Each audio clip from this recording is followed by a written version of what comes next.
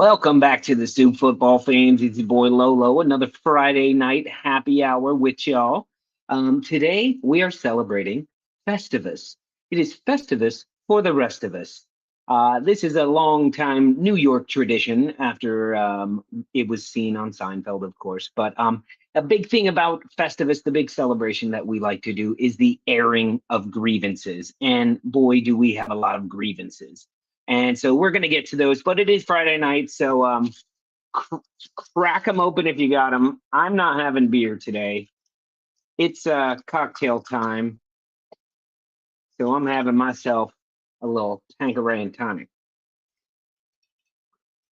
Cheers to y'all. Happy holidays to everybody. I hope everybody's finishing their work week off and hopefully doesn't have much work to do next week.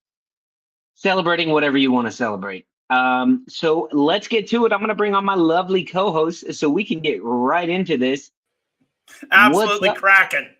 I don't Mr. have Mark. a Festivus sweater on. No. I have no Christmas gear. You were dressed like you're going to rob the place. You're dressed like Home Alone. Like you're one of the wet bandits. Do I look like one of the bandit. What is it? The wet bandit? The wet bandits? The wet bandits. I hope I'm more Joe Pesci than I am Daniel Stern. I think I preferred Pesci's character only because he's just got that crazy Italian voice. You know, he's talking like he's on crack all the time, and Daniel Stern's just kind of like, what? I love that. Now, we watched that movie. We had to show my kids, and they have no interest in it whatsoever. And they'll get into it. But it's anyway, an absolute classic. Yeah, it is. Can you not get into the hijinks that is Home Alone and Home Alone 2? You know, it's hard. It's hard for kids these days to understand how that could be possible. Like how on earth, like with cell phones and like like I go out of town, I go across the world and my kids don't even really realize I'm gone except at nighttime. And they're like, where is Poppy coming home? And it's like, no, he's thousands of miles away. I want to go to that beach. Yeah, I want to go to that beach right there. Anyway, Mark, happy holidays. Happy weekend. Festivus. I am so sorry. I need to apologize on behalf of my club to your club and your club's fan base. I apologize for giving you hope, man. I'm sorry. I know that game. You were like probably not enjoying watching it all day, thinking about it, not interested at all.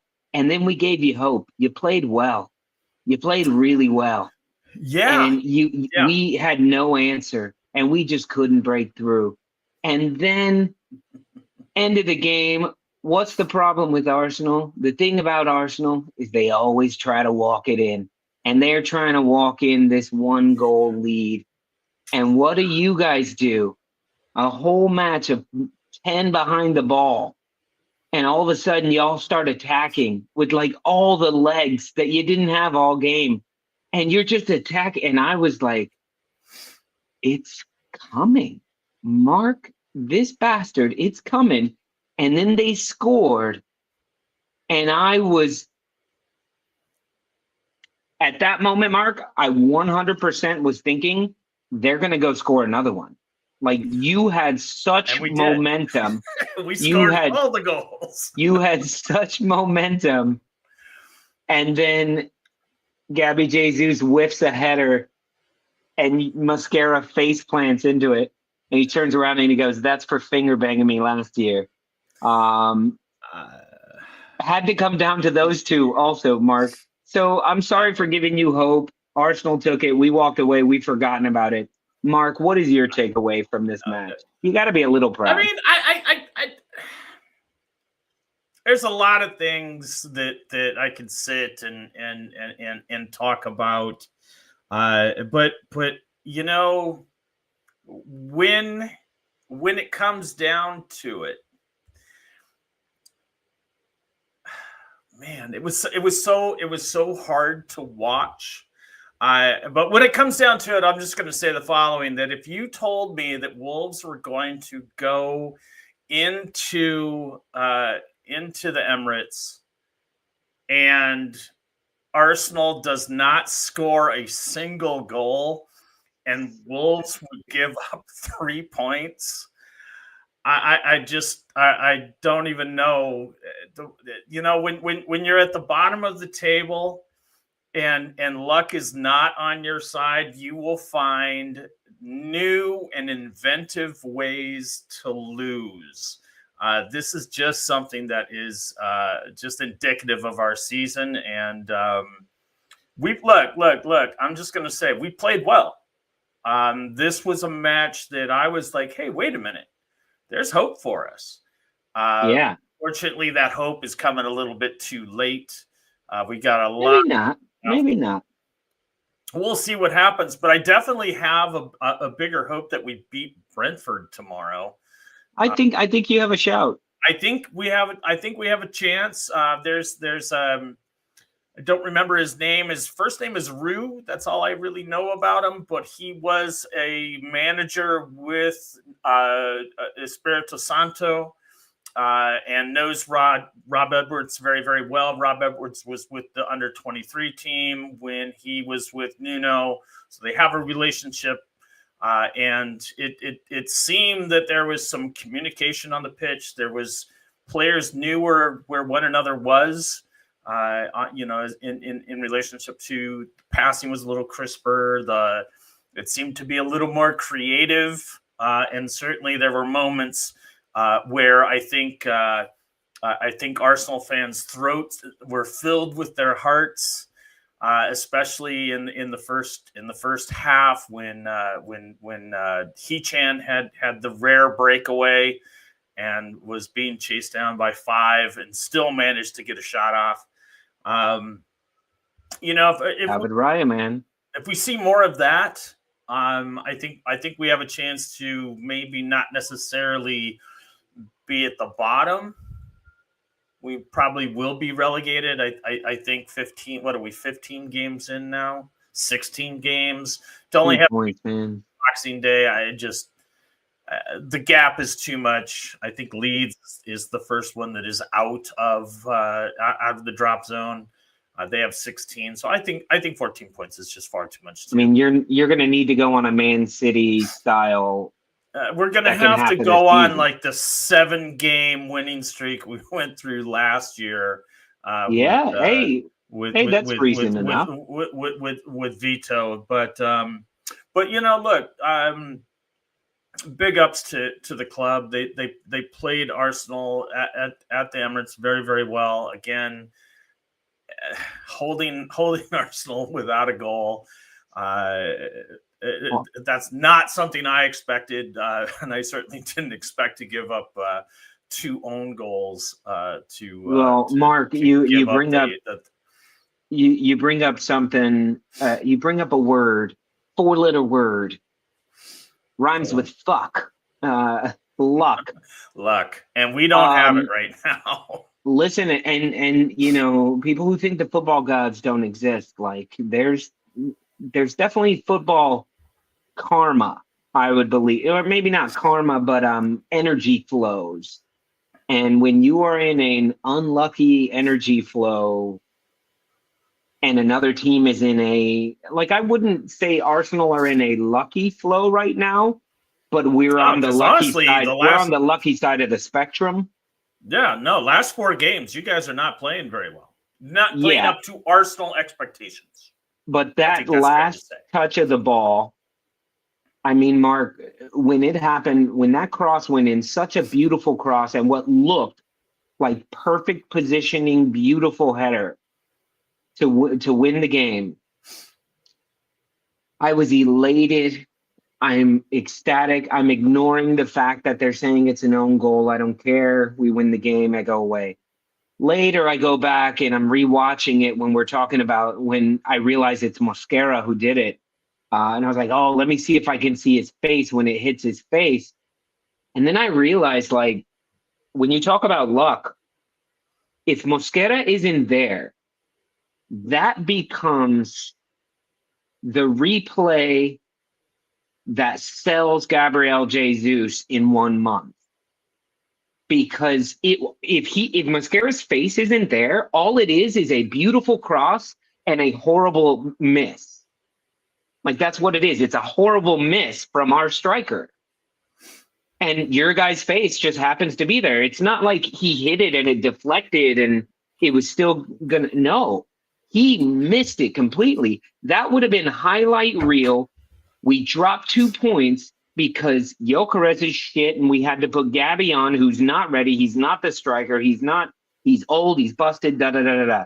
What happens is we go, oh, I'm so glad that Gabby got in on a goal. Yeah, it wasn't his goal. It was an own goal, whatever. But he was there. He missed it. He fucking missed it. But that split second of luck favored us and hindered you. Like, I think you guys are so far in the negative luck that it gave us more luck. Yeah. I think one of the best ways that I've ever heard luck put, or talked about was with Lawler, and when Lawler said you got to have the luck of the green, and we the did rub of not. the green. Rub of the green. That's what it is. The rub of the green. Thank you for correcting me on that. We definitely did not have the rub of the green. It wasn't exactly inspired football, to basically have just put everybody on Arsenal in front of us. Because my whole thing is just that to defend like that for 90 plus minutes is just. That's a very hard ask. It's a very, very hard ask, and but the Wolves are able to do it. And I think I what I saw from Wolves, and it's I haven't had much to cheer about as far as Wolves are concerned. But they were a lot more organized. They were a lot more in sync, and there was a little bit more creativity. As much as you can when you're parking a bus so tightly fit as Wolves were, and in my mind, as far as the own goals, I'll just say this, that own goals are unfortunate, and very rarely are they just absolute. You look at them and statistically they're blunders, but very rarely are they just out and out fuck ups. To me, what it said was that the Wolves were at least in their positions. They were defending. Yeah. They were defending well. These things happen. Unfortunately, it happened twice, and it negated what I thought was a hell of a goal by Adu Rokotulu, whatever the hell his name is. Hell of a goal. That was a hell of a goal. Hell of a goal within I think it was in Campi, yeah. And Campier, just wearing him like a shirt. The guy was just on him, and he was able to just kind of pop his head in, and you don't get many goals past Raya like that. Well, I was going to say... That's the honest truth. I'm going to put that out there. That's how good I felt that goal was. Mark, you have to get it by Raya like that. You have to give it to Arsenal. Just about every single goal that has gone past Arsenal has been a great goal. Yeah, because it has to be. Because it has to be. We've created that where yes, we're going to give up a goal because we're playing against the best players in the world all the time. And we're the best leagues in the world, the Premier League, Champions League. The goals that you're going to give up. I mean, look at the Bayern goal. That was a fucking incredible. I stood up and applauded the Bayern Munich fans. But by the little kid. Who is he? He's the young guy. It's not Will. It starts with a K, I want to say. Kirk. Anybody in the comments, let us know who that wonder kid is. He's going to be the golden boy this year in championship or the Champions League. If what's his name got it last year, it starts with I want to say it starts with a K. Leonard Carl. Thank you, CMOS Sports World. Carl. He Look at had that. another nice Beautiful one goal. recently Beautiful goal. that I saw, and I can't remember against who that was. Kirk But Douglas. he had That's another who I goal last week in the championship, I think, as well. The Champions League. He doesn't play in the Champions championship. League. I'm trying to practice for next season, trying to remember that we're going to the championship, which is just ridiculous. It's so confusing. You're finally going to make it to a championship. And I was talking championship, and somebody was like, "Yeah, I know, it's really confusing." Yeah, that's a great story, Mark. Great story. That's a great story. Anyway, so Mark, exciting stuff. How do you feel going into Brentford? You guys play at home or you play away? We do play at home. Okay. Do you expect any fan protests that might get in the way? I actually don't, and I'll hit upon that in my grievances. But I do expect a very lively crowd that's going to get behind Wolves, and really hopefully we get our first 3 points in what I think is something like 25 games. We haven't won since early April of last season.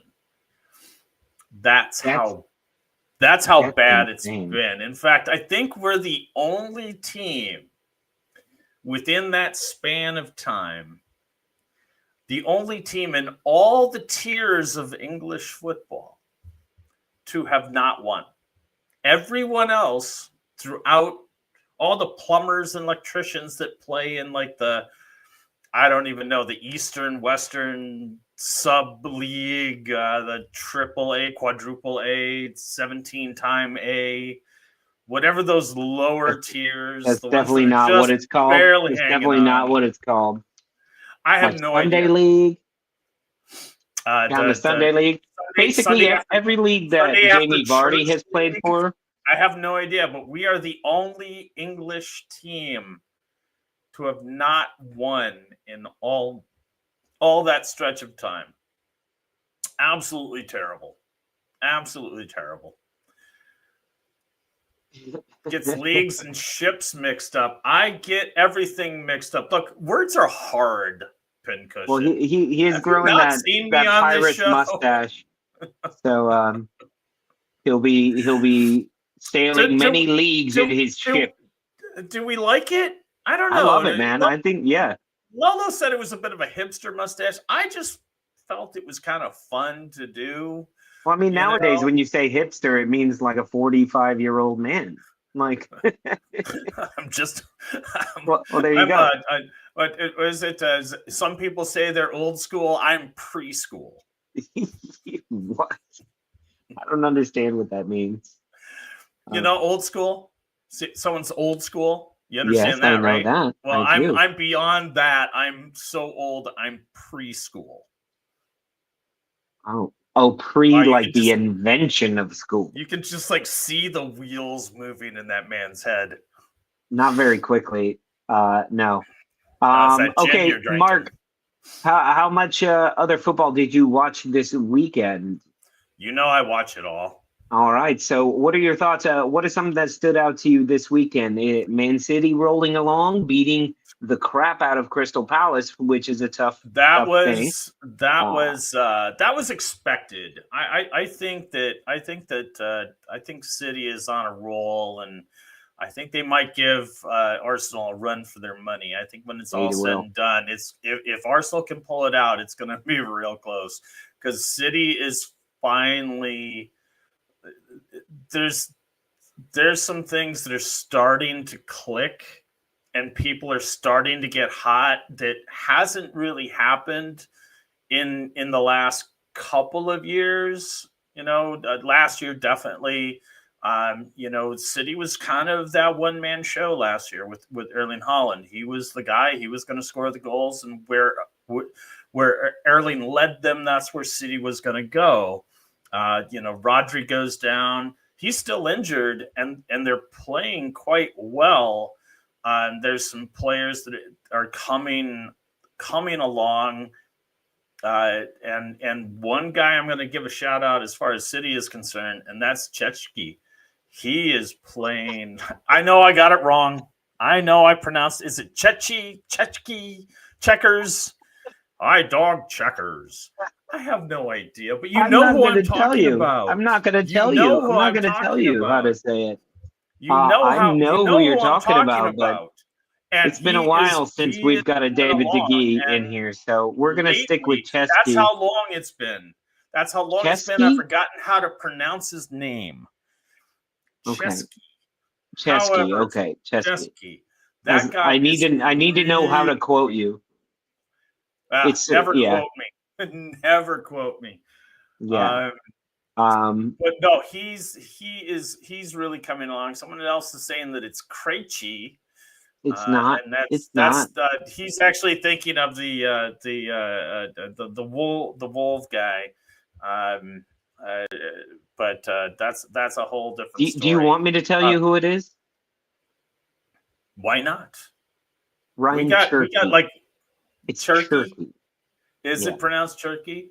Well, okay. That's how I'm pronouncing it, but it's better. That's how I'm going to pronounce it from now on. It's going to be Turkey. Yeah, CHERKI, I believe. Right.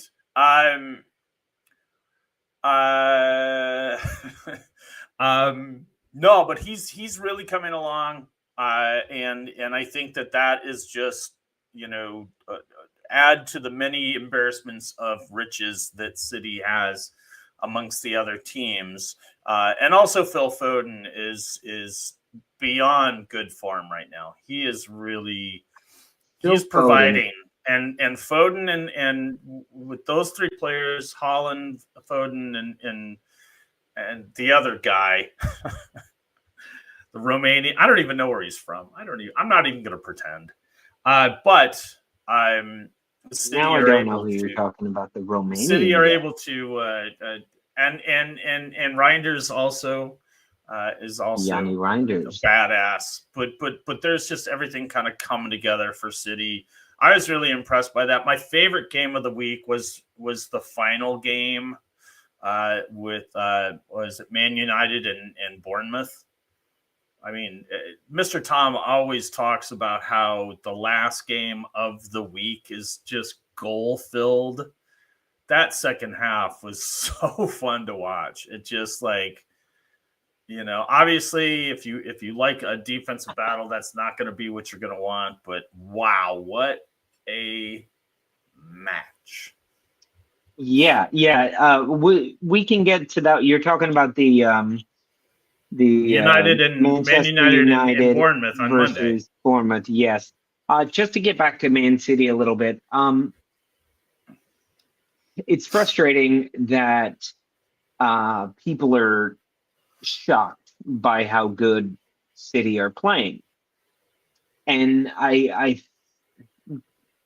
think they should be more shocked at the fact that they weren't playing so well earlier in the season. Because if you look at their team, I mean, look at that. Look at those guys that you're mentioning. You said forget about Erling Haaland. Well, yeah, tough to forget about. I know, but yeah. Let's get rid of him. Foden is playing his best football, probably his longest run of his top football, at least these past 4, 5, 6 games. But then Doku, Savinho, Reinders, Turkey. Sorry, I was trying to remember what you called him. Chesky. Nico O'Reilly too. He's Nico O'Reilly. Fantastic. Great back there. The problem with City that they seem to be having right now is their defense. Their defense is leaking goals, so they're having to score 3, 4, 5 goals, and they can. They have that front foot. It gets tougher for them in weird matches where teams just won't die. It seems like, why won't you just die? When will you learn to die? Like Leeds United and who was it, Bournemouth or Fulham the next week? Like it was where they still won the game, but they gave up goals after having a big lead. This is something that's worrying them right now, but they have the ability to score these goals. And Phil Foden, I just hate him so much. I have such a bias against him. I don't know why. Maybe because he's a City player, and I don't know. But there's something I had to come to realize recently and say, because maybe I hate him because he's always in the Foden Saka debate. Who's better? Who's world class? Foden or Saka? Foden or Saka? And I think it's a stupid comparison because they don't play the same position and they're different players. They definitely don't do the same thing. Yeah. But when it comes to somebody just taking a shot and it having a chance to go in, it'd be harder to find somebody than Phil Foden right now that you would just put money on. All of his other work doesn't work out half the time, and his passes are okay and this and that. Right. But when you see him, like a mental click in his head where he locks and loads his leg and he's like, nope, I'm shooting no matter what. In my head, I'm like, that's going in. That's going in.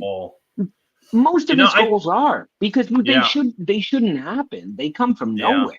Well, not from nowhere, but like, it's got to be a perfect shot to score from here. And yes, Saka does those from time to time, but Foden's one of these where if Foden was one-on-one with the keeper, I'd give him less odds as opposed to 4 defenders and the keeper already and him outside the box by 3 yards in a weird angle.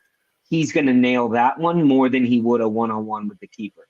Anyway, I hate Phil Foden. I'm just going to add one more thing to that, and this is just my opinion. Maybe it's not going to be popular, but just my 2 cents worth.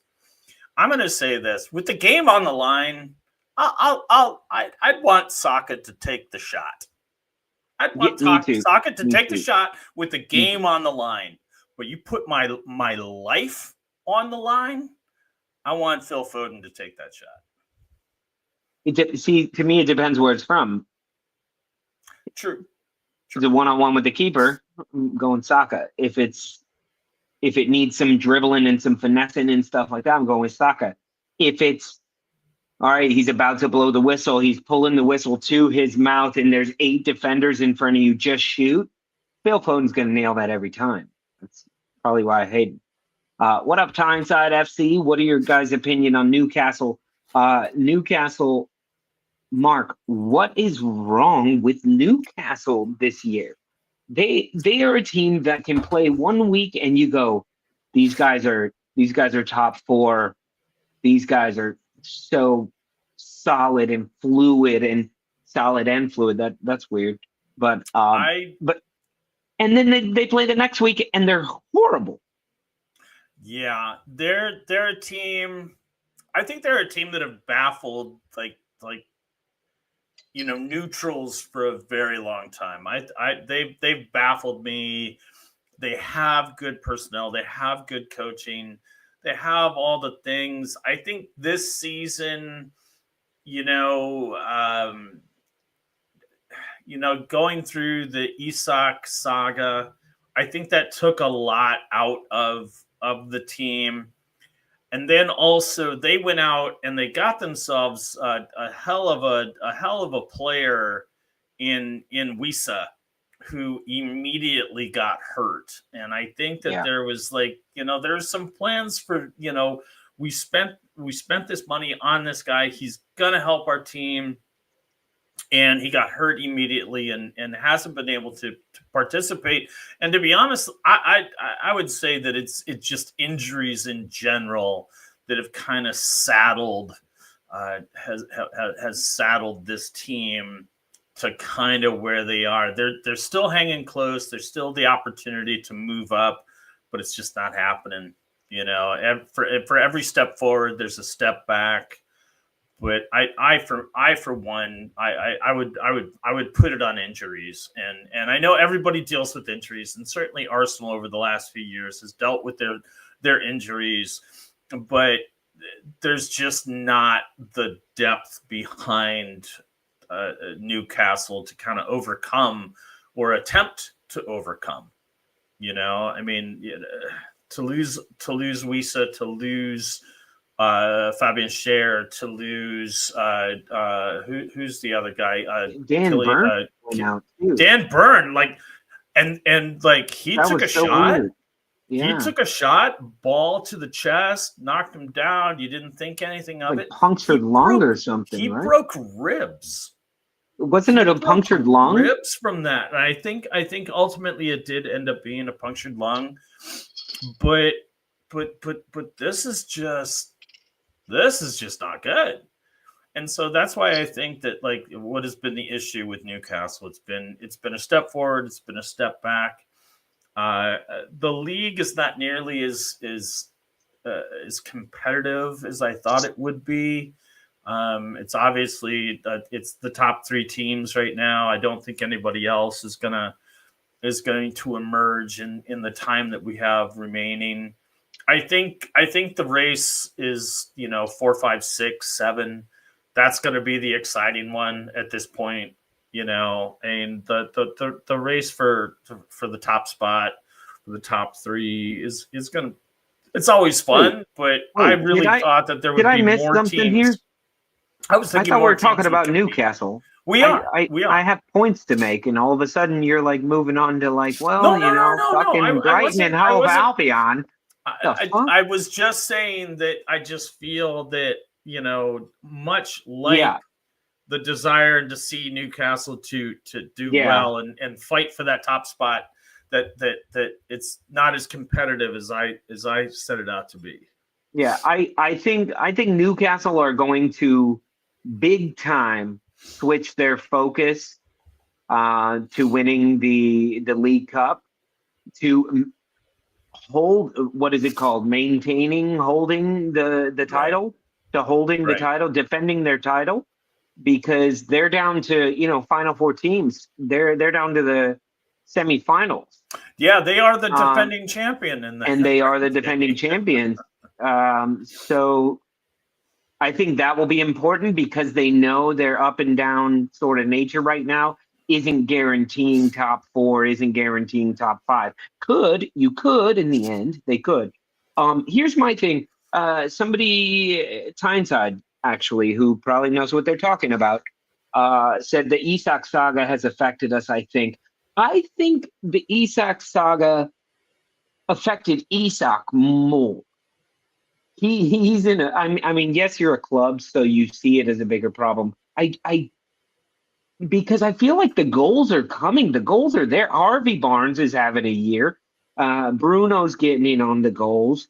The guy who I feel is most hurt by the Isak saga, because even Voltemon, who came in, he's getting goals here and there, and even his own goal was a damn good goal. It's just he forgot that wasn't his goal.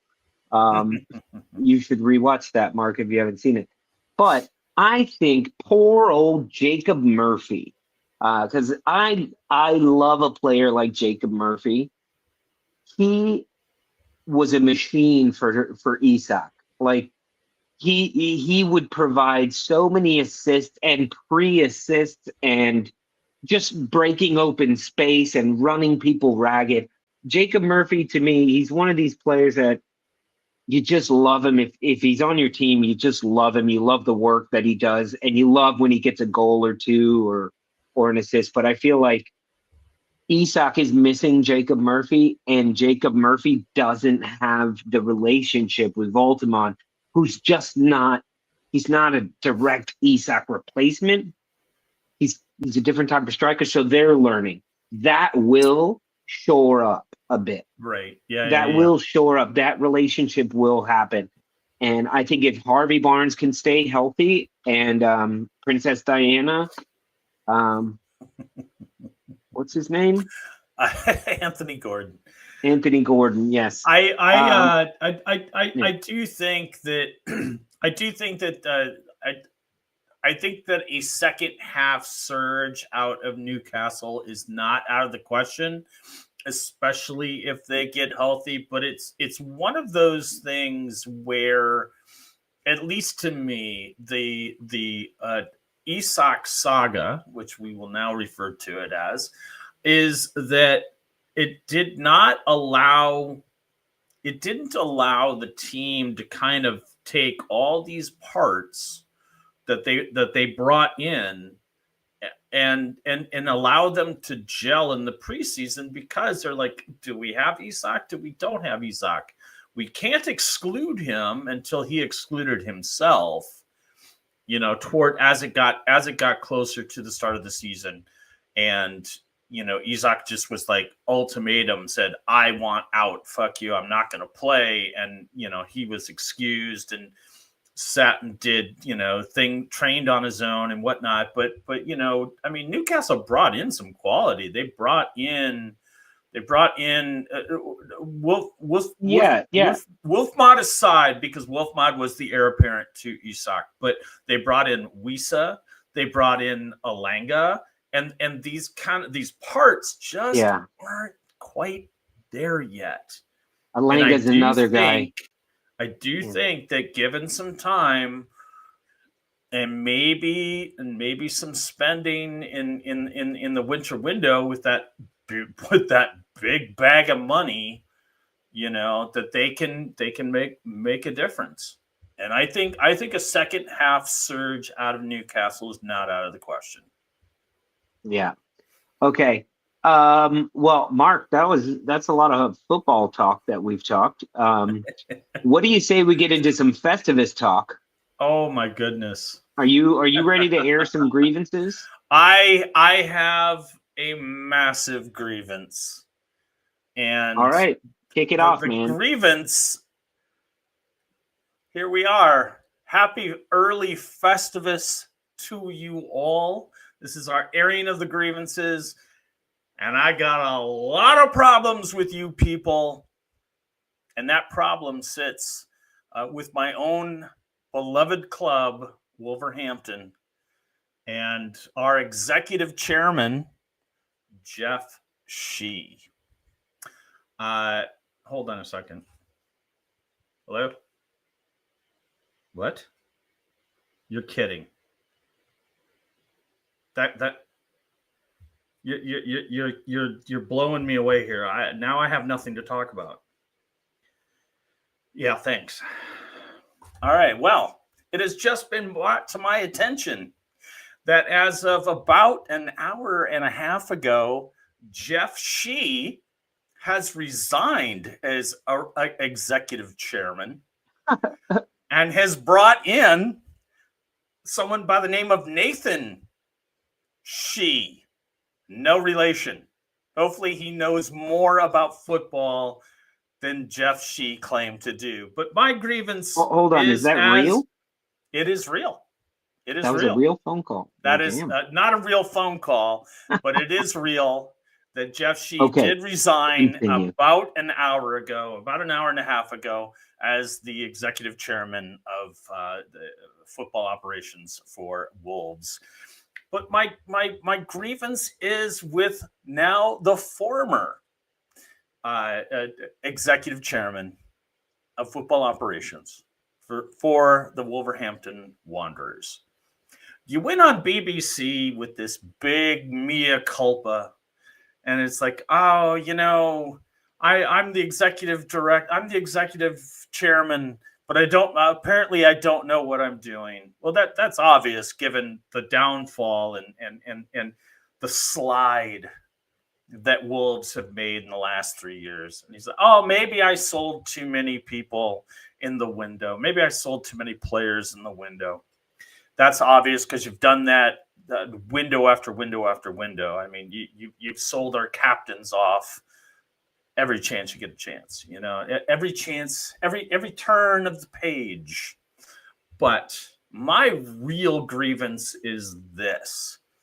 You sat there with BBC and you talked about the threat of relegation for Wolves. And you said, outside the stadium, relegation is I understand the fans are concerned and they're upset and they're angry about relegation.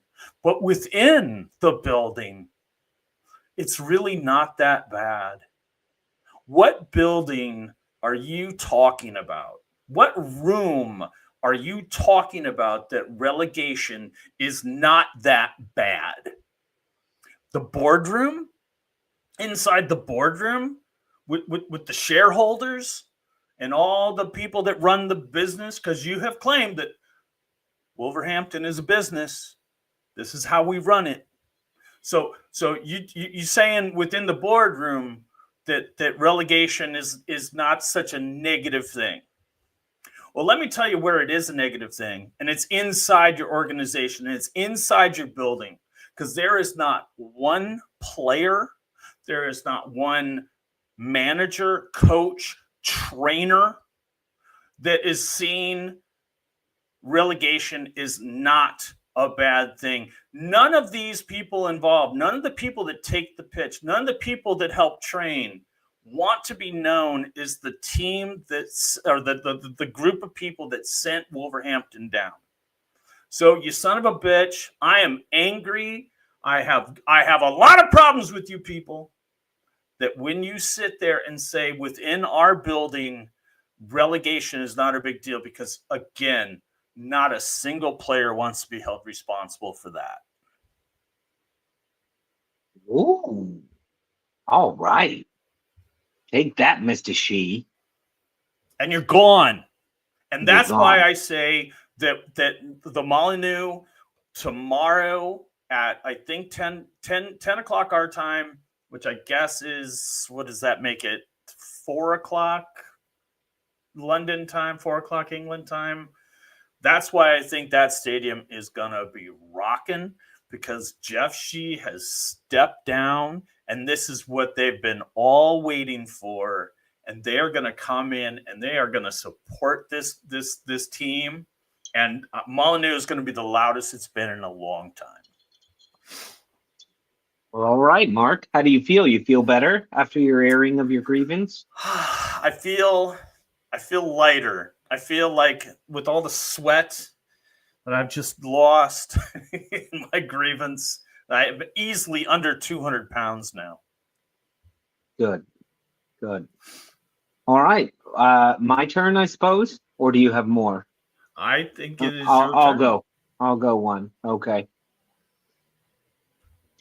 This year, for my airing of grievances, my biggest grievance this football season has been with the football fans and the football content creators that are not Arsenal fans,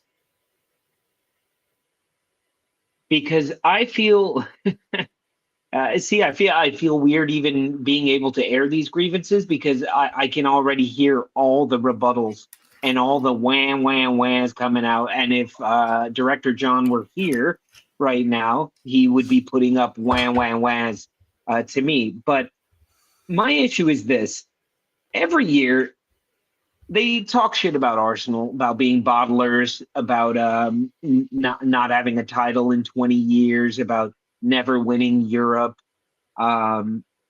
never quite being there, always the bridesmaid, da-da-da-da-da. Then we start the season, and within 5 games or so, we're hearing it's Arsenal's league to lose.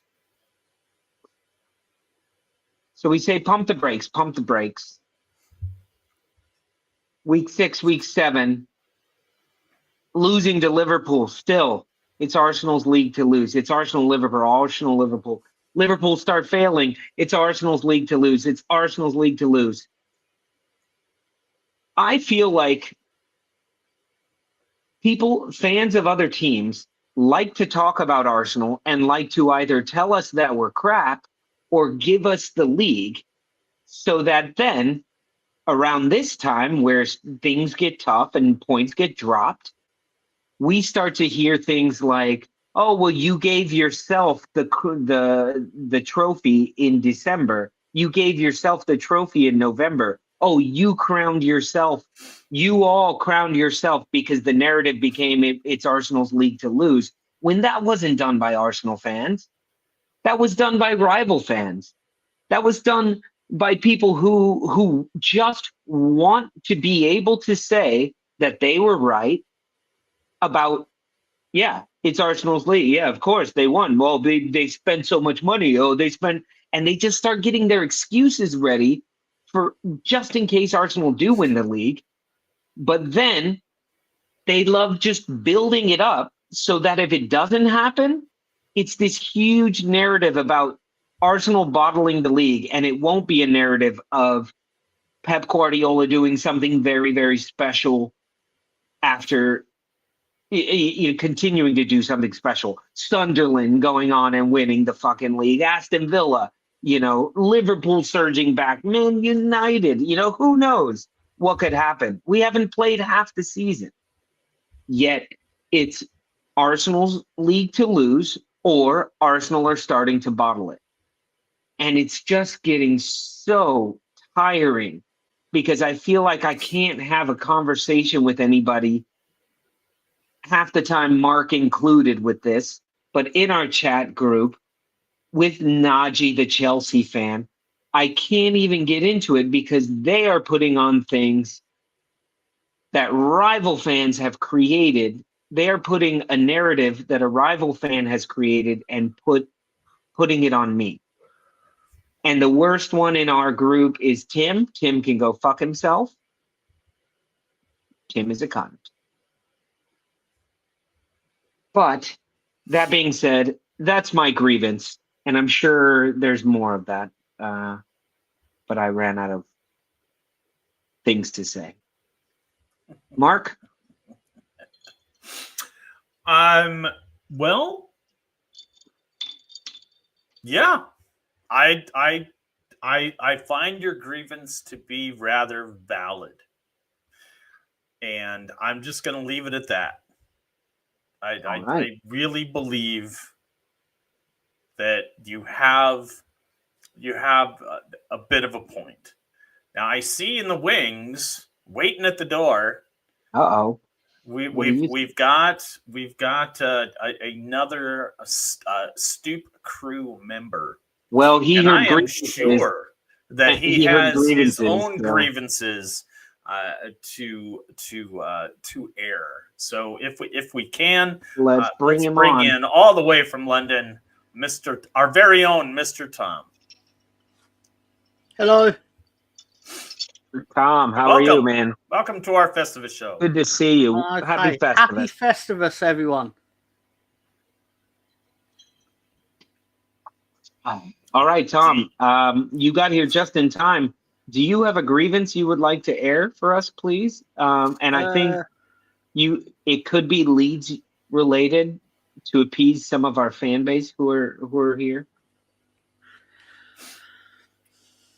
I mean, I can make something up. You should. Yeah, why not? That's what we did. Except Mark, who wrote his and had a teleprompter. Oh no! I did. Did you use the teleprompter on StreamYard? Is there a teleprompter now? There is a teleprompter on StreamYard. Wow. Not that I want to spoil it for anyone from the backstage or the whatever you want to call it, but yeah, that is a thing. That's a thing they've recently added. I've not used it, but it was kind of there. But anyway, how deep can we go with this in terms of as deep as you want? Okay, it's the time for airing of grievances. You need to get them off of your chest before the end of the year. You need to get these out, get these off of your soul. So, Tom, I don't care if it's even football related. Okay. Well, I'm gonna keep this football related. Can I air my grievances towards Arsenal fans? You can do whatever you want. Why not? We will be quiet during your airing of your grievance as per the laws. Your team, and I'm not saying your team. I'm not going. This is nothing to do with Lolo, to be ironically. But the fact of the matter is, Arsenal are top of the Premier League, top of the Champions League. But if you listen to any Arsenal fan, you'd feel like they're about 10 seconds away from suicide. Because fuck them. fucking cunts. Don't appreciate what they've got.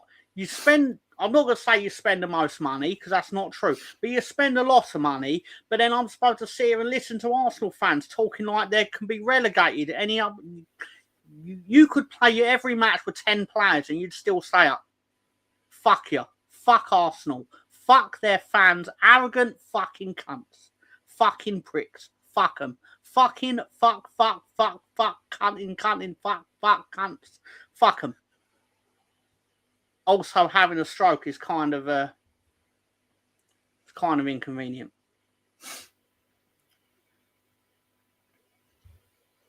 All right. Thank you. What? That was it. I was like, keep going, man. That's brilliant. That's our best content we've had in ages. Yeah. We'll have to put the NC-17 warning on it, but I'm sure we've already got that from our conversation earlier. And Mark was pretty expletive heavy. Mr. Tom, I can't help but feel like you were directing that towards Arsenal fans. I might have to done a little bit. That's fine. Is there some reason that you're listening to a lot of Arsenal content? Maybe that's maybe you should listen to some Chelsea content. Fans. Yeah. What? I just happen to be surrounded by a lot of Arsenal fans most of the time. In East London, eh? I think there's a particular show that he spends a bit of time on. Which one? Ours? And he's been spending a lot of time on that trip. Oh, the road. That's very witty, Mark. That's very witty. Yeah. It's been a That's long not even trip. sarcastic. That was actually pretty clever. But no, just you know, because you I'm not even really particularly worried about Leeds United, because the fact of the matter is we were primed for disaster about a month ago, and we've seemed to have accumulated some points. And with the greater respect, it would be downright disrespectful of me to sit here and act like Leeds are in genuine trouble compared to Wolves, who are in genuine trouble. That's not mocking anyone. That's just reality. No. It's just a fact of the matter. You know, two points in 16 games. It's just, I mean, we are 14 points from safety. That is nearly 5 games. That's 5 games we have to win, and that's 5 games everyone immediately above us have to lose before we even can sniff safety. No, we're done. We're absolutely done. I've accepted my fate, you know, and you know, I guess I can only hope that Leeds stay up, because you know I have Leeds. I have Ellen Road on my phone. I got the big head. I got the big heads behind me. I have just as many Leeds jerseys as I have Wolverhampton jerseys. So maybe I'll just jump ship. I have no idea what I'm gonna do, and I know a lot of you would have problems, and I even have problems. I mean, you know, look, I chose Wolves for absolutely no reason whatsoever. I just chose them. I was asked by Anisha and Lolo, choose a team on camera. I chose a team. I've stuck by them. And as much as everyone has complained about how their club is being run, ain't nobody can come close to the travesty of how the Wolves have been run. If you look at the players they've had, if you look at the players they've shipped out, and it's just it's been awful. But that's beside the point. The point of the fact is that I'm accepting to Wolves' fate, and hopefully next season I can watch them on Paramount Plus with some sort of a regularity, because when Leeds went down for the 2 season, I couldn't watch them at all. Villa Martin, question to Mark. If you don't get a couple of wins before January, does your club get big earners off their books and prepare for next season? I don't know who's left to sell. Who on outside of Strand Larson, who's been kind of pouty ever since he didn't get sold to Newcastle.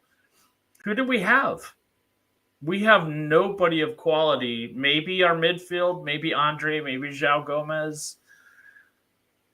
Man, if Wolves want to chase that Derby 11 points, and what is it? I think the goal differential record is like negative 46. They really want to chase that. I joked a couple of weeks ago about how I want to be the uninvincible, and I don't really want that. But if we're going to be bad, I want to be that bad. I just don't think we have it. I don't think we have anybody of quality that anybody's going to want for any kind of money. There's no Cunha. There's no Aitniori. There's no Neto on our team anymore. We are a team that can pull together a performance, but there's nobody special on our team. So there's no selling of players. It's just kind of let's take the money. Let's take the money that we have gotten. Well, that's a horrible feeling to have to say that, Mark. But it's true. To have to say we don't. Who do we have to sell?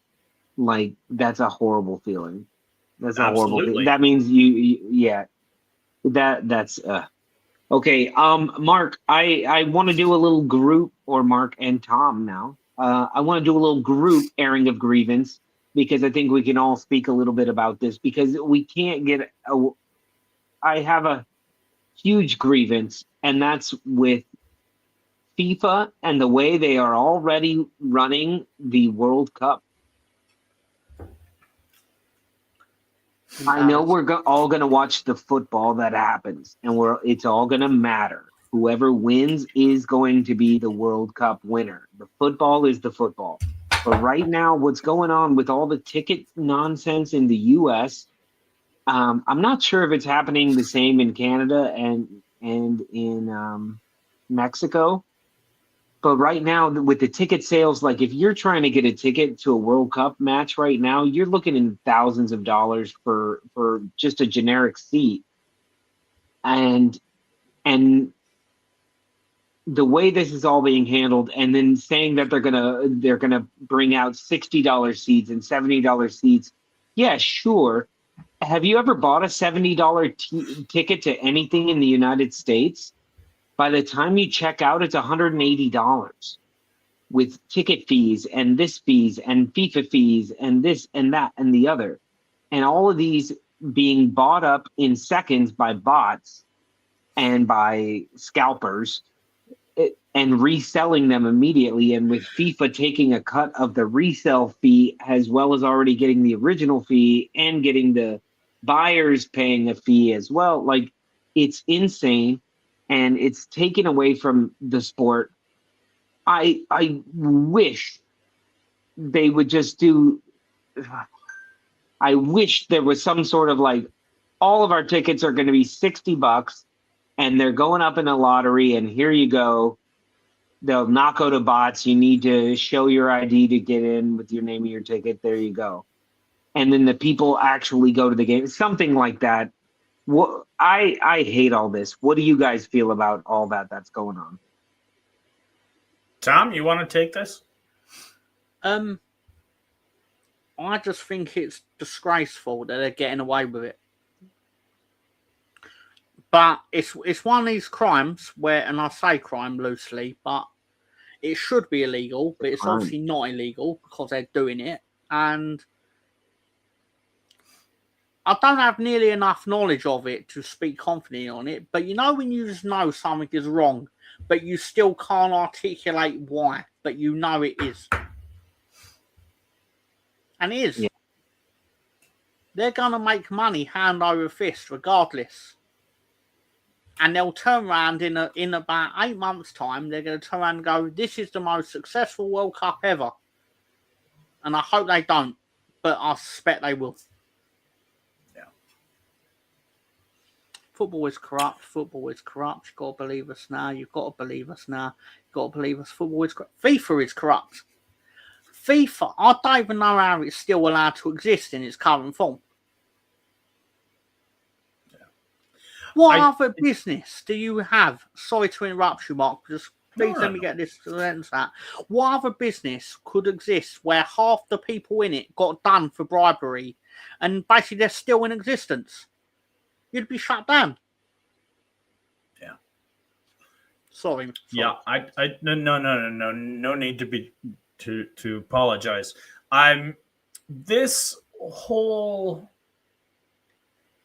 I'm really kind of curious how it is being so magnified. Is it just because it's in North America and I pay attention to North American news outlets and I'm reading about it constantly, but I don't think it's any different from when it was in Qatar or where it was before that. But because it is in my own backyard and because it is absolutely so amplified in the States, that I think that the whole 2026 World Cup is just a complete and absolute sham. We can start with the ticket prices and how we can talk about how sports used to be a poor people thing.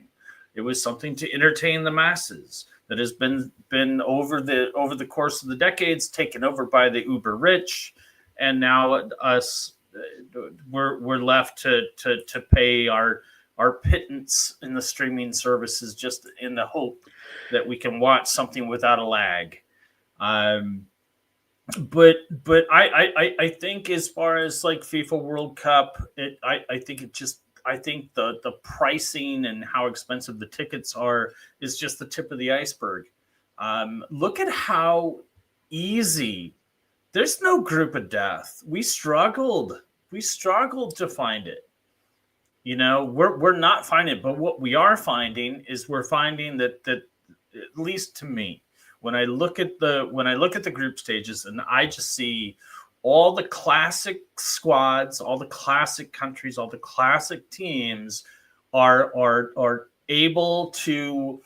There's an easy path to get to the elimination rounds, so that we are gonna see Germany, Brazil, Argentina, the United States, Mexico, England. We're gonna see all the teams that everyone talks about to kind of create this illusion of this classic World Cup.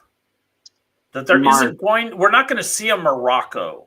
We're not going to see a Cameroon. We're not going to see a South Korea. We're not going to see that kind of like, oh, hey, look at this team. This team is he might make some noise there.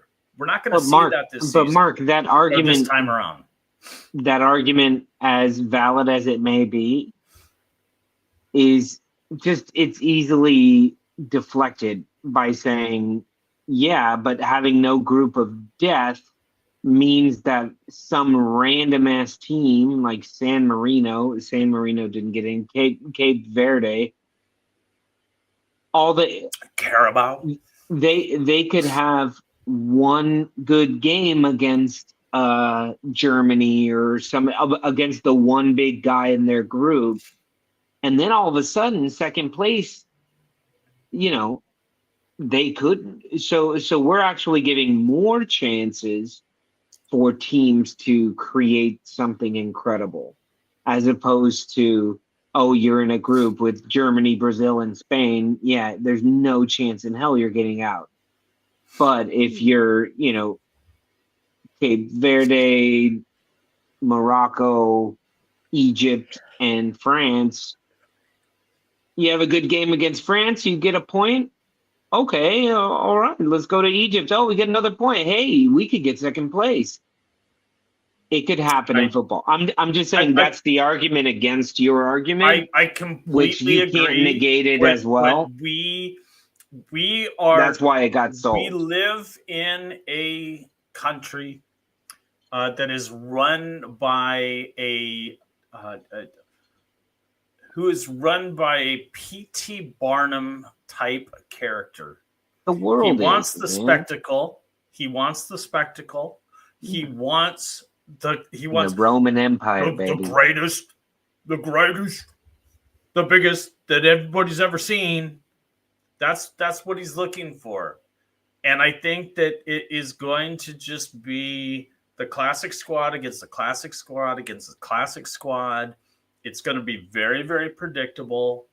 And I for one, I will watch with vigor. Not nearly as the vigor as you and I did when we were doing the Euros. Don't include me in your vigor, Mark. Your vigor is your own thing, my friend. You and I have had a lot of vigor together. Oh my God. But I do feel that it is just it's going to feel very forced. It's going to feel very fabricated. And I wouldn't be surprised if we see officiating that follows suit. Yeah. I really would not be surprised. The other argument to your argument is, yes, you say that it's boring in the group stage, but what we're doing is guaranteeing some sexy ass round of 872 or however many get through. You're guaranteeing all these teams to play each other, which is cool. Sure. Not that I'm for it, Mark. I'm just playing devil's advocate here of like, this is how this happened, is because, yes, your arguments may be completely valid and might hold more weight. They can be negated by saying this other one because we're both hypothesizing. So fair. I can live in your hypothesis and find some good things because I'm a cunt. All right, guys. Right. Well, that's about it for the show tonight.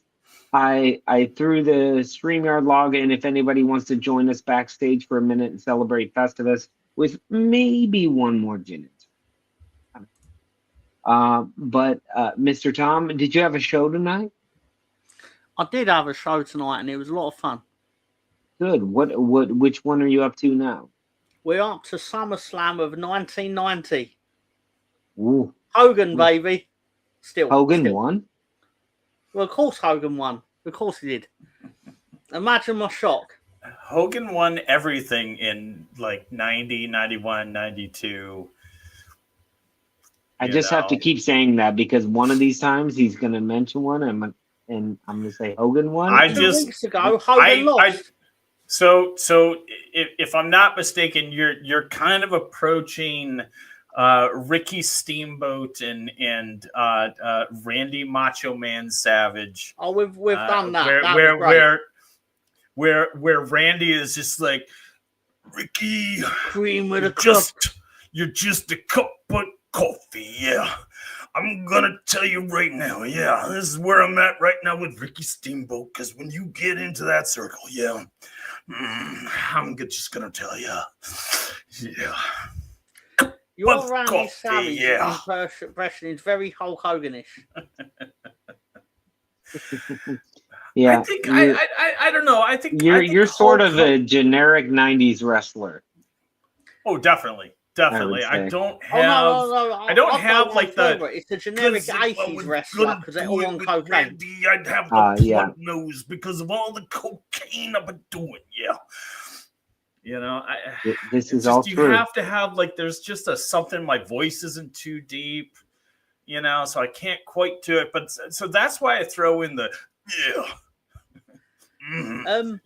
Can I just dispel one myth? And I know Scooby said this with no ill will when he said this, but he said, and finally, the Stoop gets a reasonable kick-off time only after Mr. Tom nearly fucking died. I just want to spell it has nothing to do with me nearly dying. Yeah, we don't care. Oh, I cared. I had a I hard know, time. but that seemed like that's where that was going. It has something to do with it, Mr. Tom. Come on. I'm not. No, I'm not. It had everything to assume do my with thoughts changed. Nick moving to Spain, or with Lolo That moving was to what- Spain. With I Nick. don't want to tell people live on the internet where Lolo lives or things like that. But obviously, I know Lolo was said or whatever. But the fact of the matter is, it was probably more to do with the convenience of the time for Lolo and his job and things like that. It definitely was. But then when we heard it would be better for you, we were like, oh, solid. Let's do it. Anyway, guys, thank you all for joining us. Happy holidays. We will probably, I don't know if we'll have a show next week. I'll be in another city. We'll see. But happy holidays. Merry Christmas. Happy Hanukkah. All the things. Have a crazy and love Kwanzaa. to you guys. And a Happy solemn Festivus. Ramadan. Yeah.